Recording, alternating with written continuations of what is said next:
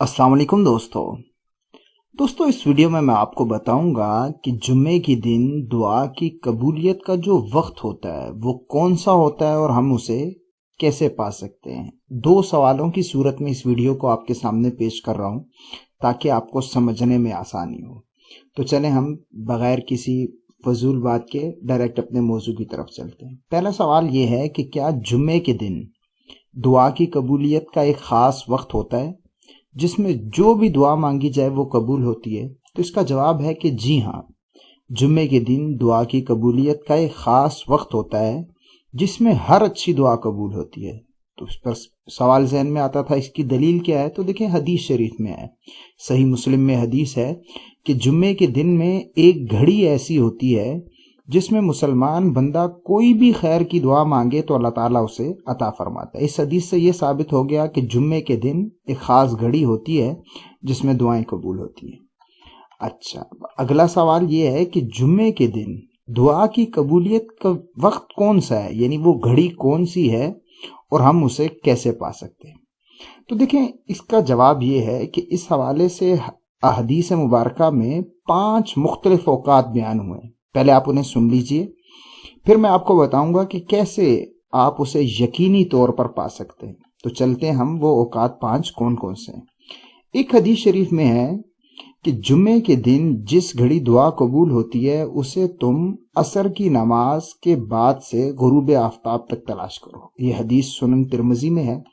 اس حدیث شریف کے مطابق دعا کی قبولیت کا وقت عصر کی نماز کے بعد سے شروع ہوتا ہے اور سورج غروب ہونے تک رہتا ہے، جبکہ دوسری حدیث میں ہے کہ اسے عصر کے بعد آخری گھڑیوں میں تلاش کرو۔ اس حدیث شریف سے یہ پتہ چلتا ہے کہ وہ وقت غروب آفتاب کے بالکل قریب ہے، یعنی جب مغرب کی اذان ہونے والی ہوتی ہے اس سے بالکل قریب کا وقت۔ تیسری حدیث شریف میں ہے کہ یہ وقت جو ہے جس وقت میں دعا قبول ہوتی ہے یہ امام کے منبر پر بیٹھنے سے شروع ہوتا ہے اور جب نماز مکمل ہو جاتی ہے تب تک رہتا ہے۔ یہ حدیث صحیح مسلم میں ہے۔ اچھا، اس کے بعد دیکھیں چوتھی حدیث شریف میں ہے کہ یہ وقت نماز کے قیام سے شروع ہوتا ہے اور جب تک آپ نماز سے واپس نہیں آ جاتے تب تک یہ وقت رہتا ہے۔ پانچویں حدیث شریف میں ہے کہ وہ وقت جمعے کے دن فجر سے شروع ہوتا ہے اور غروب آفتاب تک رہتا ہے۔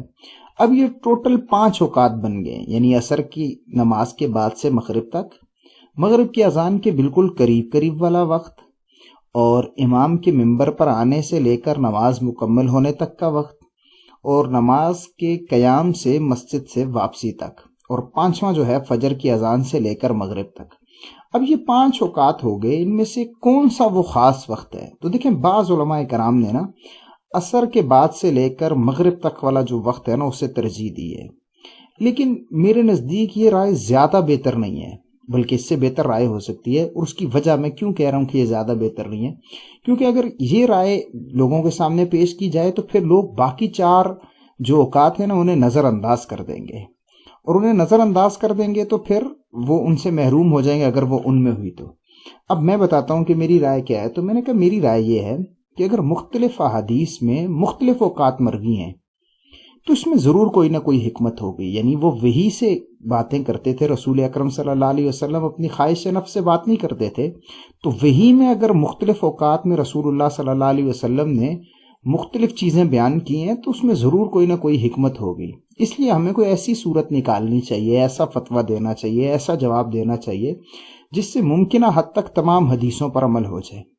تو مجھے جو خوب سوچ بچار کرنے کے بعد بات سمجھ آتی ہے وہ یہ ہے کہ یہ وقت مقرر نہیں ہے، بلکہ ہر جمعے میں بدلتا رہتا ہے۔ کبھی یہ فجر کی اذان کے ساتھ ہی شروع ہو جاتا ہے، اور کبھی یہ فجر کی نماز کے بعد ہوتا ہے، کبھی زوال سے پہلے ہوتا ہے، کبھی زوال کے بعد، کبھی امام کے منبر پر بیٹھنے کے وقت ہوتا ہے، کبھی خطبے کے دوران ہوتا ہے، کبھی نماز میں ہوتا ہے، کبھی نماز کے بعد، کبھی عصر کے قریب ہوتا ہے اور کبھی عصر کی نماز کے بعد، اور کبھی مغرب کی اذان کے بالکل قریب ہوتا ہے۔ اور یہ کوئی لمبا چوڑا وقت نہیں ہوتا کہ بس یہاں سے شروع ہوگا وہاں تک جائے گا، بلکہ حدیث شریف میں ہے کہ یہ بہت چھوٹی سی گھڑی ہوتی ہے۔ تو اس وجہ سے اب میں آپ کو بتاتا ہوں کہ کیسے اسے پا سکتے ہیں۔ تو جس نے اسے تلاش کرنا ہے وہ بڑی وہ نصیب والوں کو نصیب ہوگی۔ اب اگر کوئی 7 کو پانا چاہتا ہے تو کرے کیسے کہ جب اسے یقینی طور پر مل جائے؟ تو دیکھیں، جو شخص اس گھڑی کو پانا چاہتا ہے وہ یہ کرے کہ صبح فجر کی نماز سے شروع ہو جائے اور مغرب کی اذان تک یکسوئی سے دعائیں کرتا رہے، ذکر اذکار کرتا رہے، درود وغیرہ پڑھتا رہے، تو انشاءاللہ اسے وہ مقبول ساعت مل جائے گی۔ اچھا، اب ایک اور چیز بھی ذہن میں آتی ہے کہ یار رسول اکرم صلی اللہ علیہ وسلم نے کیوں نہیں اس وقت کو ظاہر کیا، یا اللہ تعالیٰ نے کیوں نہیں ظاہر کیا؟ تو اللہ تعالیٰ چاہتے تھے، رسول اکرم صلی اللہ علیہ وسلم بھی یہ چاہتے تھے کہ مسلمان جمعے کے سارے دن کو ہی عبادت، ذکر اذکار، درود اور دعا وغیرہ میں گزارے۔ اس وجہ سے بالکل اس کا تعین نہیں کیا، ورنہ لوگ صرف اسی ٹائم عبادت کرتے اور باقی اوقات کو نظر انداز کر دیتے، ان کو وہ اہمیت نہ دیتے، بلکہ جمعے کے سارے دن کی اہمیت بڑھ گئی ہے رسول اللہ صلی اللہ علیہ وسلم کے ان فرامین کی وجہ سے۔ تو یہ تھی ہماری رائے۔ امید ہے آپ کو ویڈیو پسند آئی ہوگی۔ پسند آئی تو لائک کیجیے گا، اور مزید کوئی بھی سوال ہو تو آپ کمنٹ میں پوچھ لیجیے گا، انشاءاللہ جب ہمیں موقع ملے گا ہم اس پر ویڈیو بنا دیں گے۔ ملیں گے اگلی ویڈیو میں۔ السلام علیکم ورحمۃ اللہ وبرکاتہ۔